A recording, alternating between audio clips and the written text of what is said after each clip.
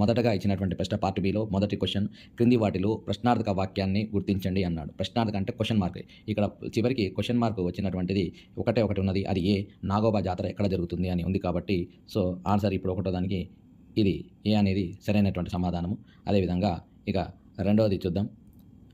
Kamal cricket ఆడుతున్నాడు. ఈ వాక్యం ఏ కాలంలో ఉన్నది అంటే ఆడుతూ ఉన్నాడు కాబట్టి ఇది జరుగుతున్న పని కాబట్టి జరుగుతున్న పని వర్తమాన కాలం కిందకి వస్తుంది కాబట్టి రెండో దానికి సమాధానం సి అవుతుంది, వర్తమాన కాలం. నెక్స్ట్ మూడవది హేమం అనే పదానికి అదే అర్థం. హేమం అంటే ఇక్కడ రెండు బంగారము అనే అర్థము, అలాగే పసిడి అనే అర్థము. ఇక్కడ పిల్లలు ఎవరో బంగారం ఇతరుని తప్పు పెట్టారు పేపర్. ఇక్కడ మనకు సరైనటువంటి ఆన్సర్ బి బంగారం మరియు పసిడి మాత్రమే.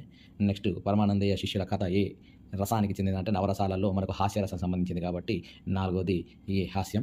నెక్స్ట్ రామదాసు కీర్తన శ్రీరాముని కీర్తన పాడాడు.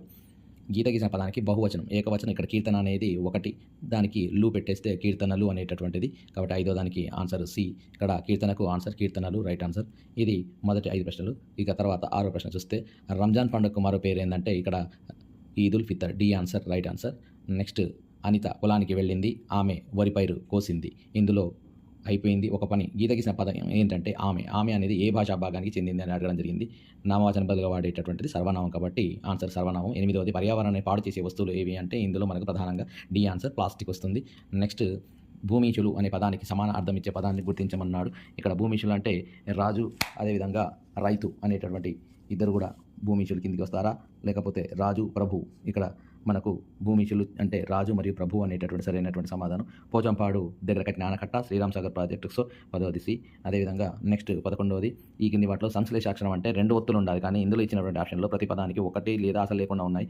లక్ష్మి అనేటటువంటిది ఒకటి, క్ష ఒత్తు లేదా మా ఒత్తు 2 ఉన్నాయి కాబట్టి ఇందులో ఇచ్చినటువంటి ఆన్సర్ ప్రకారం అయితే ఇక్కడ డి పెట్టాల్సి వస్తుంది. తర్వాత 12వది నేను పాఠశాలకి వెళతాను అంటే వెళ్ళాడా అంటే వెళ్ళలేదు కాబట్టి వెళతాను అన్నాడు కాబట్టి ఇది భవిష్యత్ కాలానికి సంబంధించినటువంటిది.